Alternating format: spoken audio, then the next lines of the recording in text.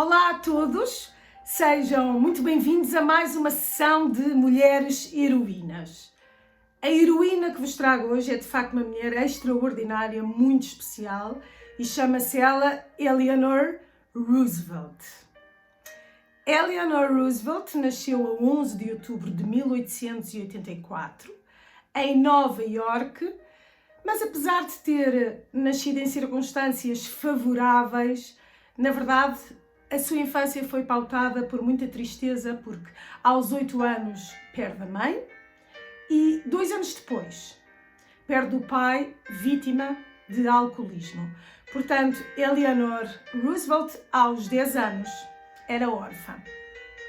Esta adversidade da vida levou a que ela fosse para Londres e aí, na escola que frequentou, fez uma ligação muito especial a uma grande educadora chamada Marie Sylvestre. Marie Sylvestre é uma das referências na educação do movimento feminista. Portanto, ela educava as crianças, as jovens, para serem líderes. E não para estarem apenas em casa, nas suas lidas domésticas. Não, ela ensinava-as com o espírito do discernimento, da liderança e também com propósitos de mudança e implementação de diferenças na sociedade relativamente ao mundo feminino, a tudo o que estava relacionado com o género feminino, por assim dizer.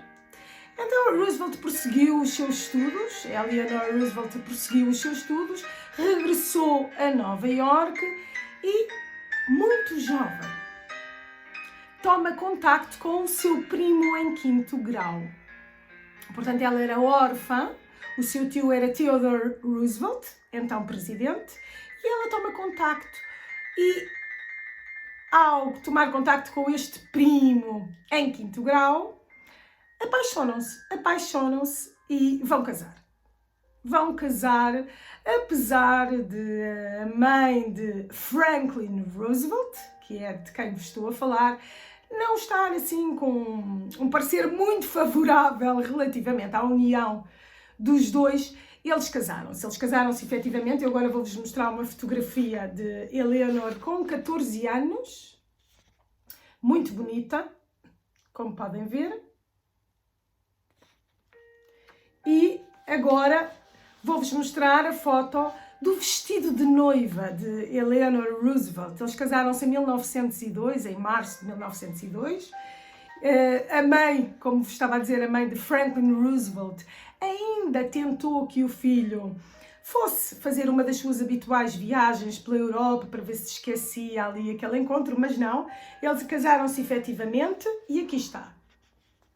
Aqui está Eleanor Roosevelt, muito bonita, com o seu vestido de noiva, no dia do seu casamento, em março de 1902. E quem a levou ao altar foi o seu tio.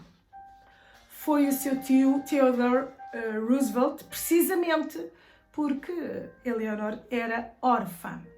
E tiveram 6 filhos. Deste casamento resultaram 6 filhos. Apesar de, como se sabe, Eleanor era mais celibatária, era mais contida desse ponto de vista, eles tiveram 6 filhos, mas um deles, uma das crianças, faleceu pouco tempo depois de nascer. E aqui está uma fotografia, como podem ver, uma fotografia da família Roosevelt.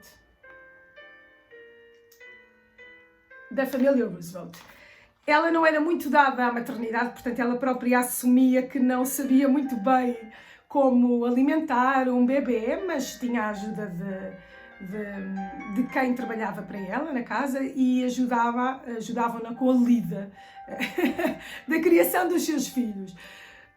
Esta ligação foi pautada por momentos muito disruptivos, porque ela tinha uma tendência celibatária e Franklin Roosevelt tinha uma tendência para relações extraconjugais.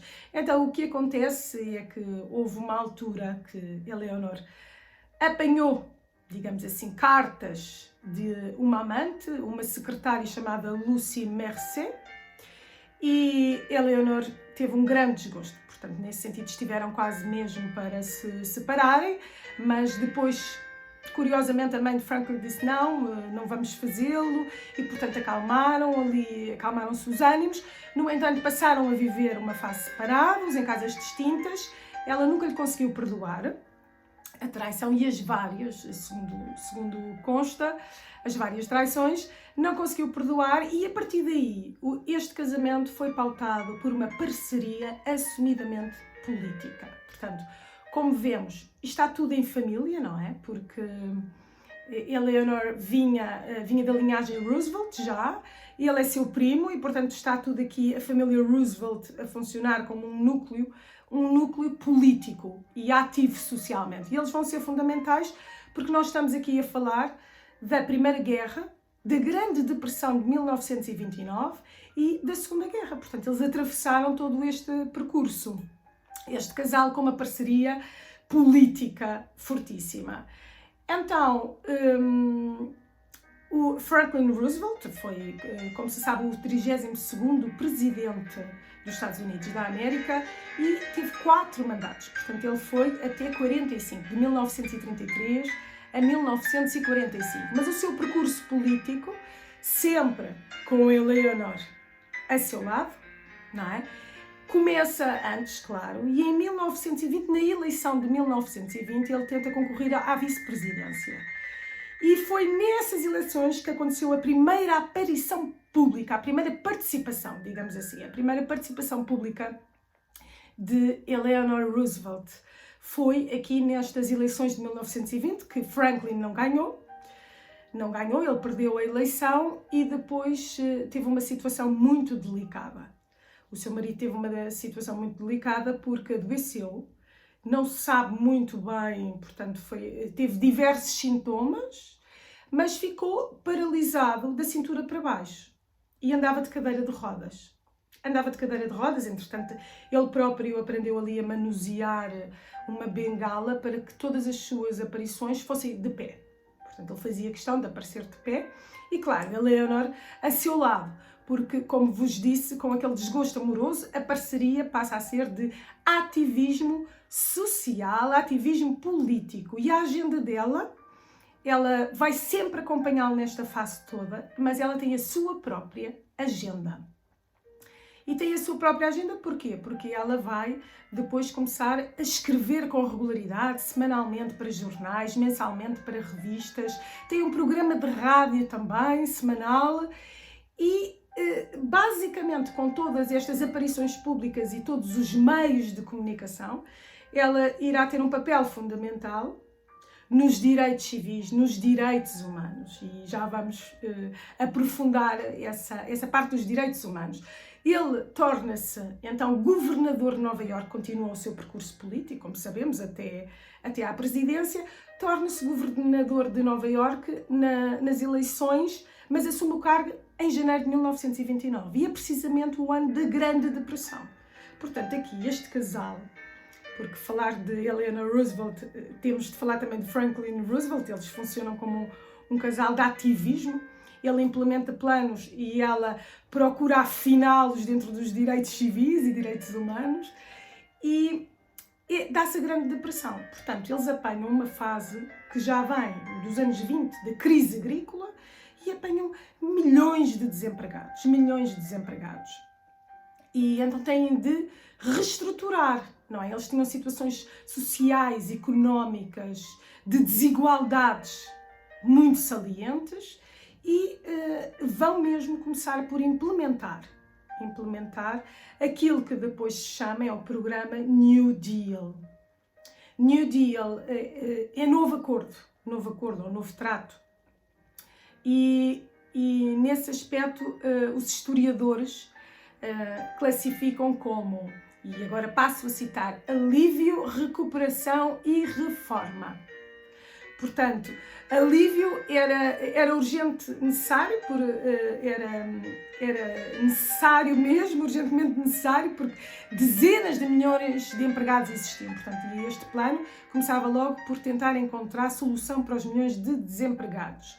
A recuperação, claro, está relacionada com o impulsionar a economia de volta ao normal ou até superar aquilo que já estava.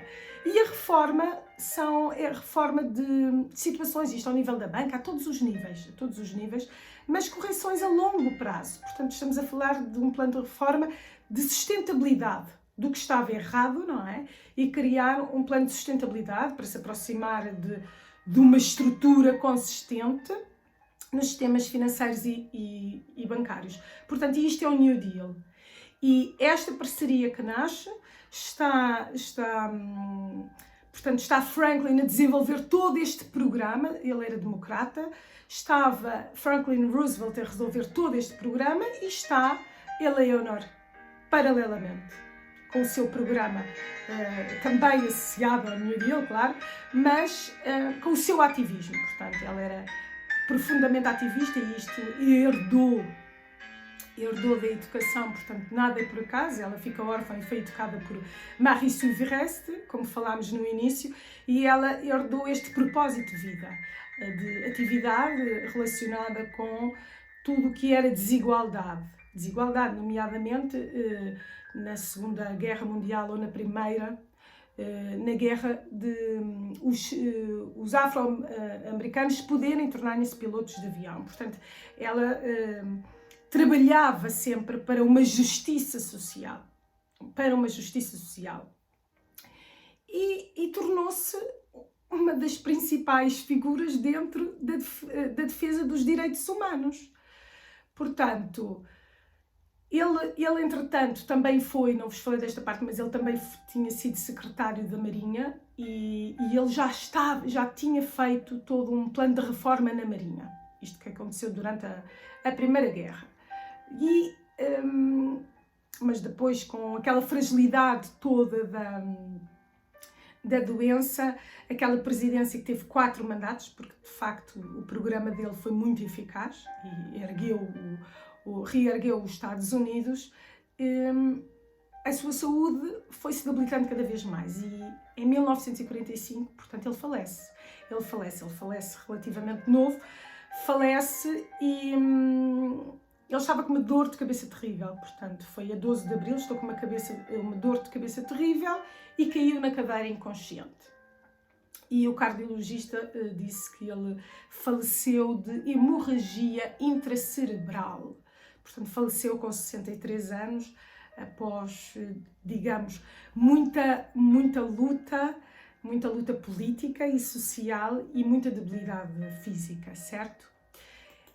Nos anos, e agora focamos novamente na Eleanor Roosevelt, nos anos 40, ela foi uma das cofundadoras da Freedom House. Portanto, isto lá está, são todos os movimentos ativistas em que ela esteve ligada. E, claro, esteve na criação da Organização das Nações Unidas.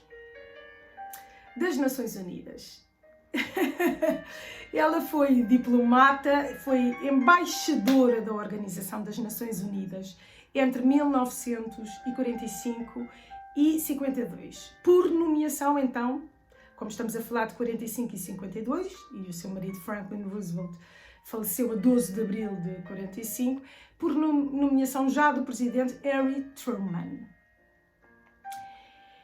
E durante o seu tempo como embaixadora da ONU, ela presidiu a comissão que elaborou e aprovou a Declaração Universal dos Direitos Humanos.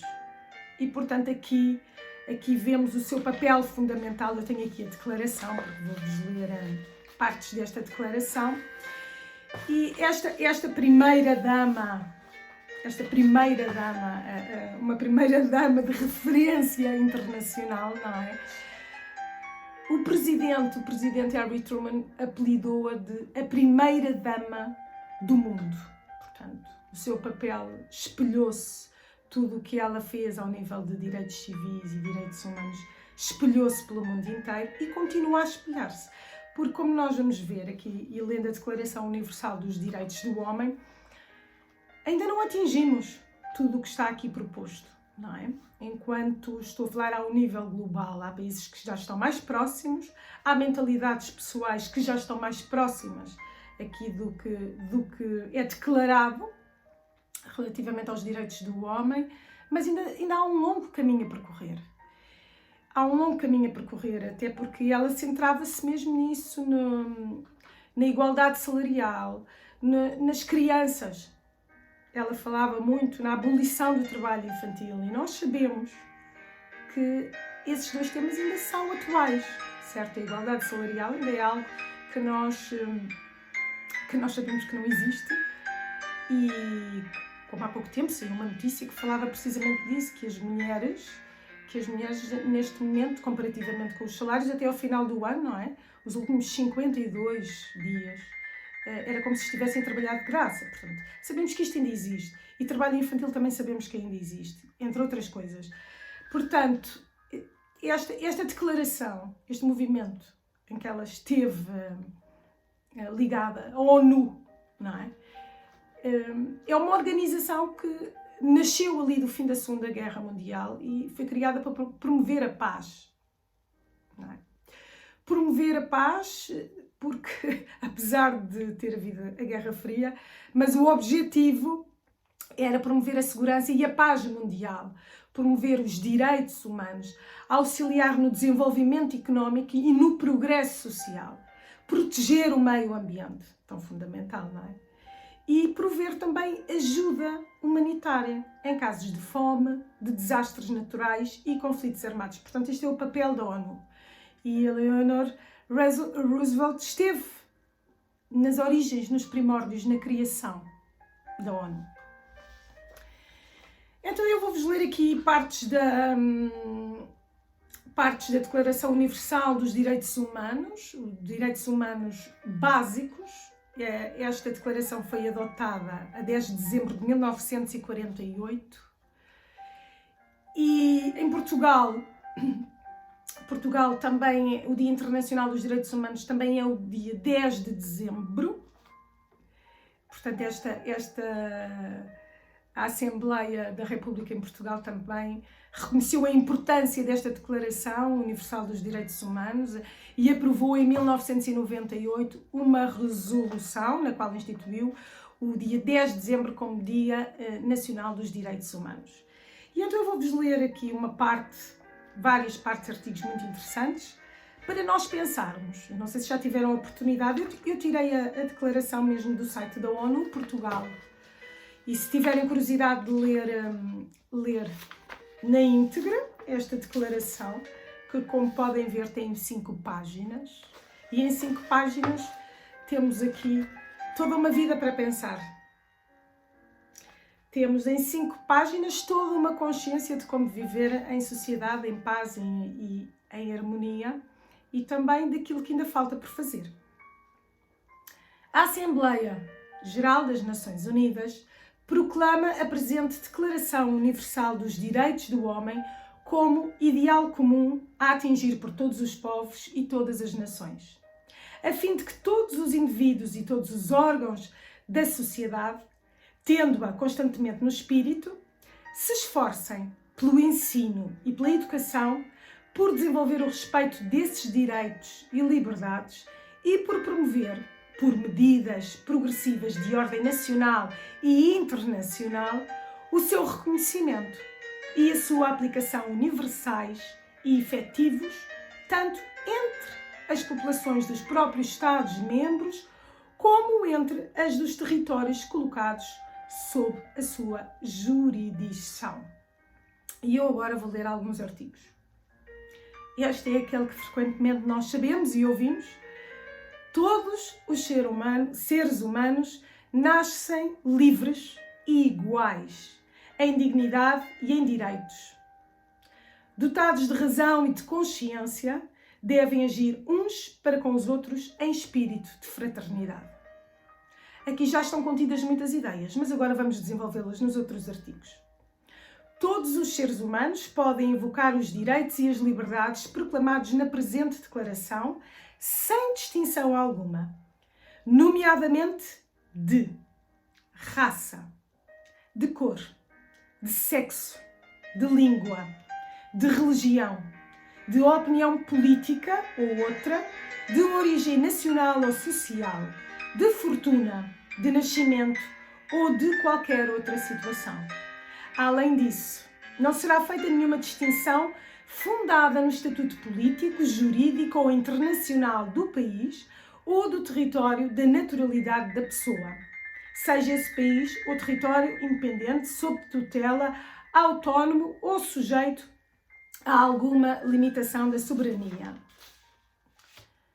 Todo o indivíduo tem direito à vida, à liberdade e à segurança pessoal. Aqui já mexemos com imensas coisas, só este artigo começamos logo a pensar na quantidade de países em que o direito à vida, o direito à liberdade e à segurança pessoal não existem. E vemos aqui, revemos muitas crianças nesta situação. Ninguém será mantido em escravatura ou em servidão.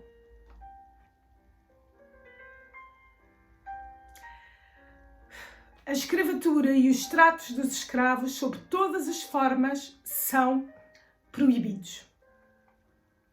Ninguém será submetido a tortura, nem a penas ou tratamentos cruéis, desumanos ou degradantes. Todos os indivíduos têm direito ao reconhecimento em todos os lugares da sua personalidade jurídica. Todos são iguais perante a lei e, sem distinção, têm direito a igual proteção da lei. Todos têm direito a proteção igual contra qualquer discriminação que viola a presente declaração e contra qualquer incitamento a tal discriminação. Ninguém pode ser arbitrariamente preso, detido ou exilado. Toda a pessoa tem direito em plena igualdade a que a sua causa seja equitativa e publicamente julgada por um tribunal independente e imparcial que decida dos seus direitos e obrigações ou das razões de qualquer acusação em matéria penal que contra ela seja deduzida. Todo o indivíduo tem direito a ter uma nacionalidade. Isto é muito importante. Eu não sei quem já teve a oportunidade de visitar o site da Unicef. A Unicef tem aqueles programas fantásticos que eu aconselho a fazer, se estiverem mais sensibilizados para estes temas, claro, que é uma mensalidade, e aí a mensalidade, cada um dá aquilo que pode, uma mensalidade, ou então também, pontualmente, pode-se fazer a transferência de um valor destinado a uma coisa específica, como, por exemplo, a compra de uma bomba de água, porque há países que não têm acesso à água potável ou que têm que se deslocar quilómetros para ter acesso à água potável e não têm forma também sequer de atirar, e é preciso uma bomba de água. Mas também há o programa da mensalidade, e neste programa de mensalidade, um dos objetivos é precisamente criar a nacionalidade daquelas crianças. Isto é fundamental. E eu aconselho, espreitem, porque o programa da Unicef, eles fazem um excelente trabalho.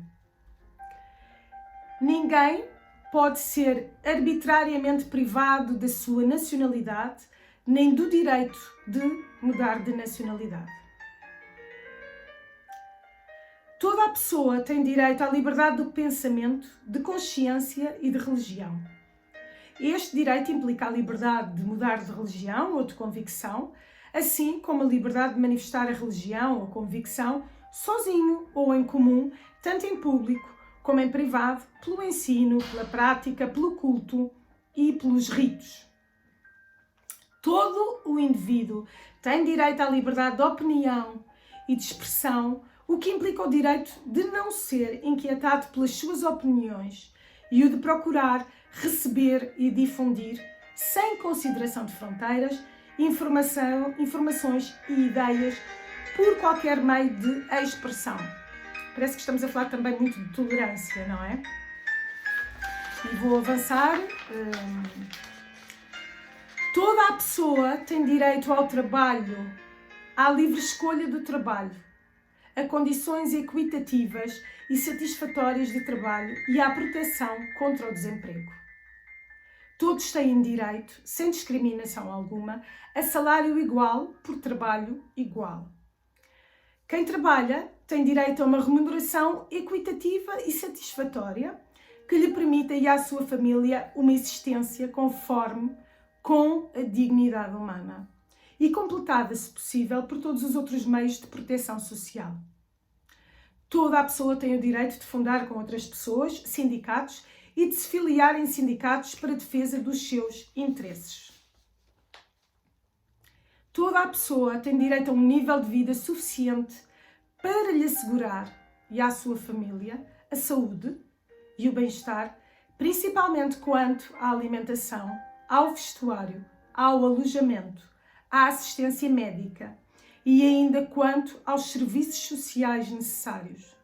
E tem direito à segurança no desemprego, na doença, na invalidez, na viuvez, na velhice ou noutros casos de perda de meios de subsistência por circunstâncias independentes da sua vontade. A maternidade e a infância têm direito a ajuda e assistência especiais. Todas as crianças, nascidas dentro ou fora do matrimónio gozam da mesma proteção social. Toda a pessoa tem direito à educação. A educação deve ser gratuita, pelo menos a correspondente ao ensino elementar fundamental. O ensino elementar é obrigatório. O ensino técnico e profissional deve ser generalizado. O acesso aos estudos superiores deve estar aberto a todos em plena igualdade, em função do seu mérito. E agora poderia continuar aqui, mas lendo aqui a declaração nós vemos a quantidade de trabalho que Roosevelt desenvolveu com esta declaração e o legado que nos deixa para continuarmos. Portanto, não cabe só à ONU, não cabe só a estas organizações fazerem o seu papel, mas também cabe-nos a nós, tornarmos ativistas nesse sentido, ganharmos consciência, luz de que precisamos, sim, de nos ajudar uns aos outros a desenvolver e a garantir essas mesmas circunstâncias. E eu lembro-me agora, a título, só um comentário pessoal, eu lembro-me que quando nasci, quando era muito pequenina, de facto, quando eu olhava para alguém, eu não via se era homem, se era mulher, ainda hoje tenho essa tendência, se era homem, eu via a pessoa. E quando nós vemos a pessoa, e principalmente pensamos nela, que já foi criança e que cresceu, cresce um sentido de humanidade. E nós precisamos de olhar uns para os outros como pessoas, como alguém que já fez um percurso, já foi criança, adolescente e adulto. E nesse sentido de sermos muito mais tolerantes. Falo-vos aqui de Eleanor Roosevelt e atrevo-me a dizer que a linha que ela deixa irá ser uma linha de continuidade. Portanto, nem sequer vou falar, claro que faleceu já, mas não vou falar dela enquanto mortal, mas transmitir a sua função de imortalidade, no sentido de é um trabalho para a vida, é um trabalho para vidas e para estas gerações e para as gerações futuras. E assim encerro as Mulheres Heroínas de hoje e encontramos-nos na mitologia grega, a mitologia grega e as origens do teatro, em que irei falar dos primórdios da comédia, como é que a comédia nasceu, e de Aristófanes. E encontramos aí na próxima sessão para a semana. Desejo-vos tudo de bom e muito obrigada por continuarem a acompanhar-nos. Beijinhos!